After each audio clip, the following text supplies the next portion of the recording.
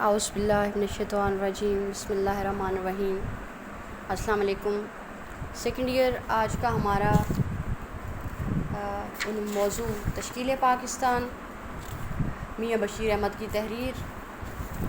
آپ ایک طرح سے کہہ سکتے ہیں کہ یہ قیام پاکستان کا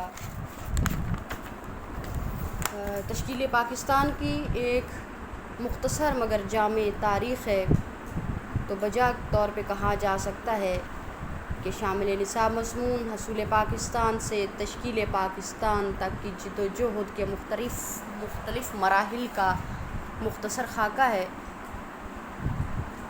تو میاں بشیر احمد کی یہ تحریر، میاں بشیر احمد کا شمار قائد اعظم کے قریبی رفقا میں ہوتا ہے۔ انہوں نے تحریک پاکستان میں بڑھ چڑھ کر حصہ لیا اور اپنی تمام صلاحیتیں قیام پاکستان کے لیے وقف کر دیں۔ شعر و ادب کا بھی ذوق تھا اور اپنے والد شاہ دین ہمایوں سے یہ چیز انہیں ورثے میں ملی تھی۔ وہ شاعری میں راز تخلص کرتے تھے۔ قائد اعظم کے بارے میں ان کا لکھا ہوا ترانہ ملت کا پاسباں ہے محمد علی جناح بہت مقبول ہوا۔ ان کی تحریروں میں تحقیقی اور تاریخی انداز نمایاں ہے۔ تحریر کو مؤثر اور دلچسپ بنانے کے لیے وہ حسب ضرورت آیات قرآنی، احادیث مبارکہ، اقوال اور اشعار استعمال کرتے ہیں۔ تو یہ خاکہ جو حصول پاکستان سے تشکیل پاکستان تک کی جد و جہد کے مراحل پر مشتمل ہے، پہلے ان کے رسالے ہمایوں میں شائع ہوا۔ اس میں مصنف بیان کرتے ہیں کہ ہندوستان میں اسلامی حکومت اگرچہ کہنے کو اورنگزیب عالمگیر کی وفات 1707 کے 150 سال بعد تک قائم رہی۔ اورنگزیب عالمگیر بادشاہ کا انہوں نے ذکر کیا، مغل بادشاہ ہیں۔ ان کے بارے میں ان کی وفات کا سنہ انہوں نے لکھا ہے 1707 تحریر کیا، اور وہ کہتے ہیں کہ ان کی وفات کے 150 سال بعد یعنی 1857 تک، لیکن لفظ انہوں نے استعمال کیا کہنے کو۔ اس ہندوستان میں اسلامی حکومت اگرچہ کہنے کو، یعنی یہ صرف نام کی حکومت 150 سال ہم کہہ سکتے ہیں کہ عالمگیر کی وفات کے بعد تک قائم رہی، لیکن دراصل مسلمان حکومت اور عمرا دونوں کی طاقت اور سطوت 18ویں صدی کے وسط تک ختم ہو چکی تھی۔ سطوت شان و شوکت کو کہا جاتا ہے، طاقت اختیار کو کہتے ہیں۔ تو اورنگزیب عالمگیر شاہ جہان کا تیسرا بیٹا اور ہندوستان میں مغلیہ خاندان کا یہ چھٹا بادشاہ تھا۔ 27 اکتوبر 1618 کو گجرات اور راجپوتانہ کے سرحدی مقام دہت میں پیدا ہوا۔ بھائیوں سے نمٹ لینے کے بعد اورنگزیب نے جولائی 1658 میں تخت سنبھالا تھا، اور بہت معزز اور بیدار مغز حکمران اس کو سمجھا جاتا ہے۔ انہوں نے احیائے دین کی بھرپور کوشش کی تھی، اور 21 فروری 1707 کو وہ نماز صبح کے بعد وظائف پڑھ رہا تھا کہ پیغام اجلان پہنچا اور ان کی وفات ہو گئی۔ لیکن افسوس کی بات یہ ہے کہ اس کے جانشین اس وسیع سلطنت کو نہ سنبھال سکے، اور مغل حکومت کا شیرازہ بکھرنا شروع ہو گیا۔ تو اسی لیے ہم دیکھتے ہیں کہ ان کی وفات کے بعد زوال آنا شروع ہو گیا۔ 19ویں صدی کے شروع میں یعنی کہ 80s میں مسلمانوں کے سیاسی تنزل کی تکمیل ہوئی۔ سیاسی زوال مکمل طور پر سیاسی زوال شروع ہو گیا تھا۔ چنانچہ 1803 میں انگریز دہلی میں داخل ہوئے۔ اب دہلی کیا تھا؟ اس وقت مغلیہ سلطنت کا پائے دارالخلافہ تھا، دارالحکومت تھا، کیپٹل سٹی تھا۔ تو وہاں تک رسائی انگریزوں نے حاصل کی، لیکن انڈرلائن کر لیں 1803 کو۔ لیکن اسی زمانے میں بعض افراد کے دل میں مذہبی احیا اور معاشرتی اصلاح کا خیال پیدا ہوا۔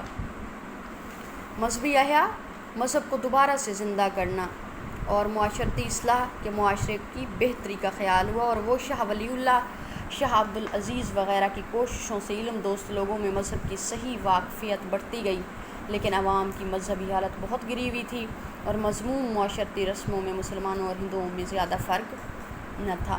شاہ ولی اللہ 21 فروری 1703 کو دہلی کے قریب موضع پھلت میں پیدا ہوئے، اور آپ نے بعمر 73 سال 1762 میں بمقام دہلی ہی رحلت فرمائی تھی۔ یہ زمانہ ہندوستان میں سیاسی اعتبار سے زوال کا دور تھا۔ شاہ ولی اللہ نے نئے سرے سے دین کی سربلندی کے لیے کام کیا۔ شاہ ولی اللہ انہیں تفسیر، حدیث، تصوف، فقہ اور تاریخ جیسے اسلامی علوم پر کتابیں انہوں نے تحریر کی۔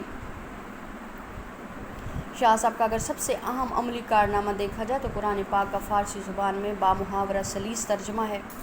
اس کے بعد انہوں نے شاہ عبدالعزیز کا ذکر کیا ہے۔ یہ شاہ ولی اللہ کے بڑے صاحبزادے تھے۔ ان کی سنہ پیدائش 1746 اور سنہ وفات 1823 ہے۔ یہ بھی بہت بڑے عالم تھے۔ انہوں نے اپنے باپ کا پیغام ملک کے طول و عرض میں پھیلایا اور مسلمانوں کی دینی رہنمائی کی۔ 60 برس تک علم حدیث کا درس دیا اور علم حدیث کے میدان میں ان کی چند تصانیف بھی ہیں۔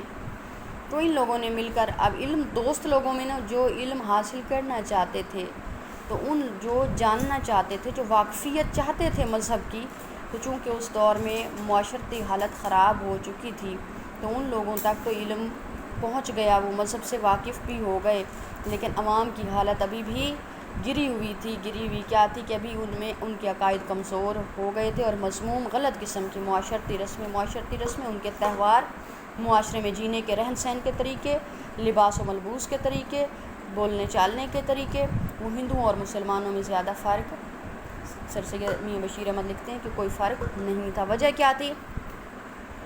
مغل بادشاہوں نے، خاص طور پہ اکبر اعظم نے ہندو عورتوں میں شادیاں کیں اور پھر اپنی ہندو بیگمات کو راضی کرنے کے لیے انہوں نے اپنے دربار میں اور معاشرے میں ہندوؤں کی رسم و رواج کو ترویج دی، اور اس طرح جو ہے مسلمانوں میں وہ چیزیں رواج پذیر ہو گئیں، یہاں تک کہ مذہب کو بھی اس نے مسخ کر دیا۔ تو یہ تمام چیزیں عوام نے اپنا لی تھیں، اس لیے مسلمانوں اور ہندوؤں میں زیادہ فرق نہیں رہا تھا۔ سیاسی تنزل اور معاشرتی تخریب کے اس نازک وقت میں، سیاسی تنزل، سیاسی زوال اور معاشرتی تخریب کا مطلب ہے انتشار، توڑ پھوڑ۔ تو اس نازک وقت میں ایک پرخلوص مصلح سید احمد بریلوی پیدا ہوئے۔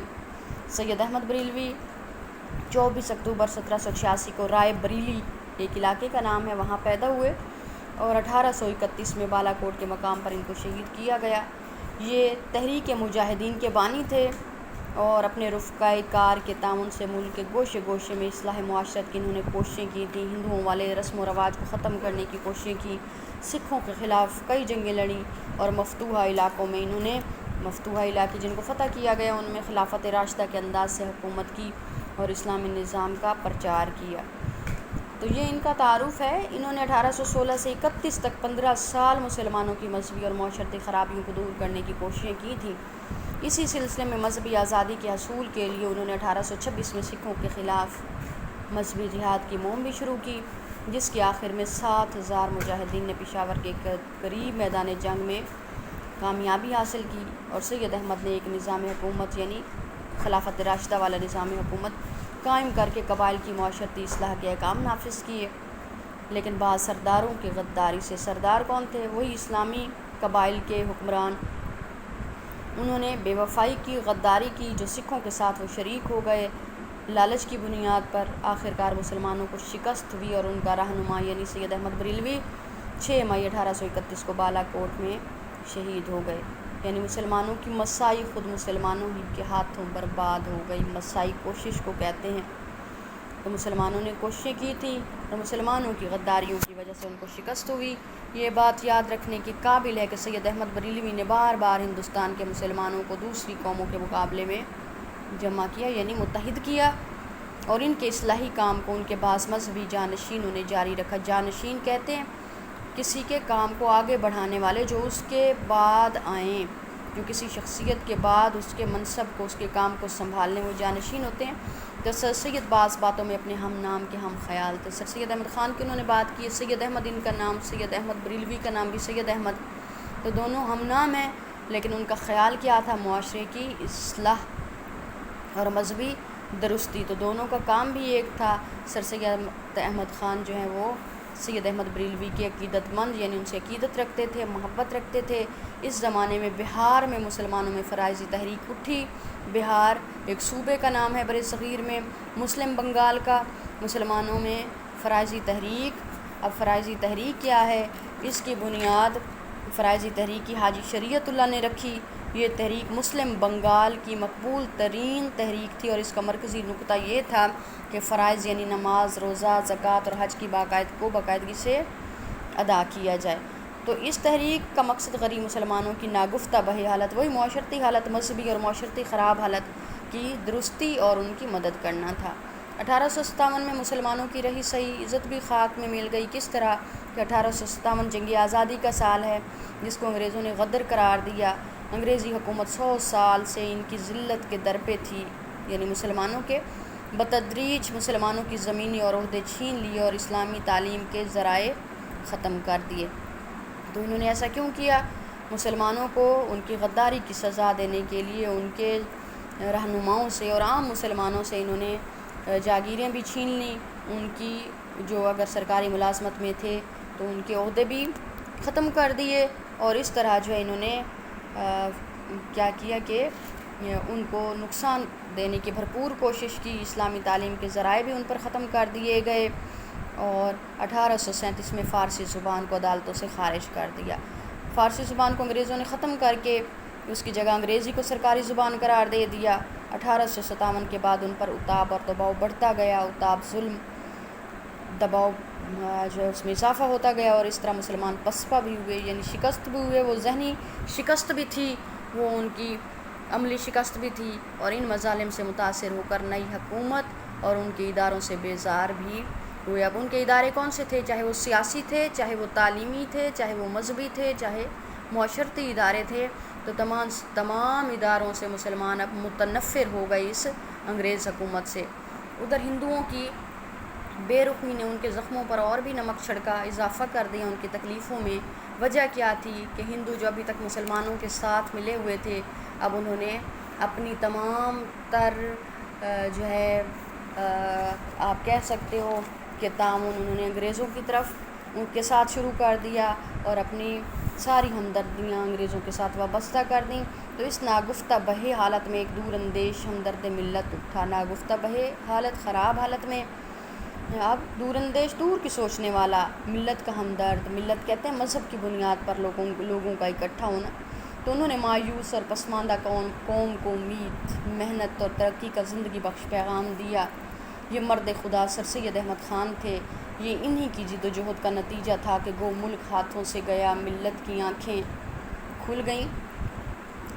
تو یہ مصرع ہے اقبال کی نظم خضر راہ کا، جس کا مفہوم یہ ہے کہ اگرچہ ملک ہاتھوں سے نکل چکا تھا لیکن ملت کی آنکھیں کھل گئیں، اور اسے احساس ہو گیا کہ دوبارہ اپنے پاؤں پر کھڑا ہونے کے لیے اتحاد، اتفاق اور محنت کی ضرورت ہے۔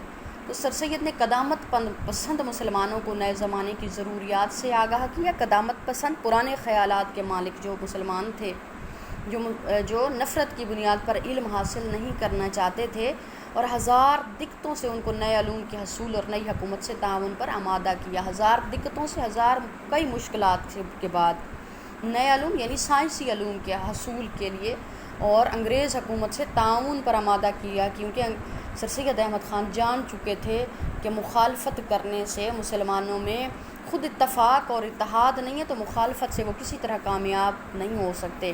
تو انہوں نے یہاں پر آپ جو ہے آپ کہہ سکتے ہو کہ سیاسی طریقہ کار اپنایا، اور انہوں نے ان کو تعاون پر اکسایا۔ اپنی مذہبی تصانیف اور رسالہ تہذیب الاخلاق کے اجراء سے انہوں نے ثابت کر دکھایا کہ اسلام عقل کے اصولوں پر مبنی ہے۔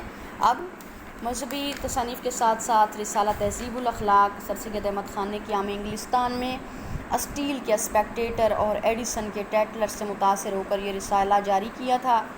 چنانچہ 27 دسمبر 1870 میں تہذیب الاخلاق کا پہلا پرچہ نکلا، جس کا مقصد ہندوستان کے مسلمانوں کو کامل درجے کی تہذیب اختیار کرنے پر راغب کرنا تھا۔ اس رسالے نے مسلمانوں میں جہد و عمل کو فروغ دیا۔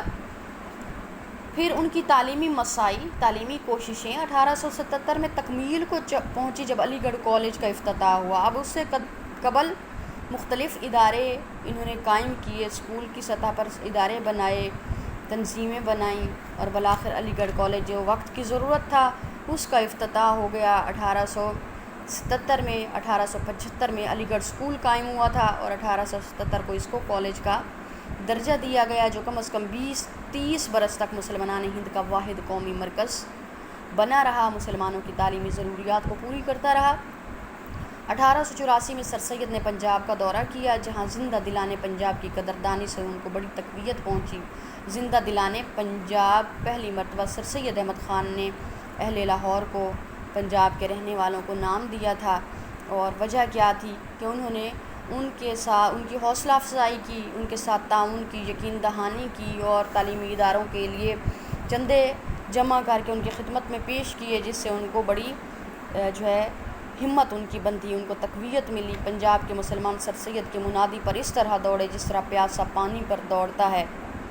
تو اب منادی اعلان کو کہا جاتا ہے کہ سر سید کس طرح، کیونکہ وہ چاہ رہے تھے ایسے ادارے کا قیام، تو جب انہوں نے ان کو پکارا سر سید احمد خان نے، تو پنجاب کے رہنے والے ان کی طرف رجوع انہوں نے کیا۔ ایک طرف وہ علی گڑھ سے وابستہ ہوئے، علی گڑھ کالج میں داخلہ لینا انہوں نے شروع کر دیا، علی گڑھ کالج کو فروغ انہوں نے دیا اور لوگوں تک اس کے بارے میں واقفیت پھیلائی۔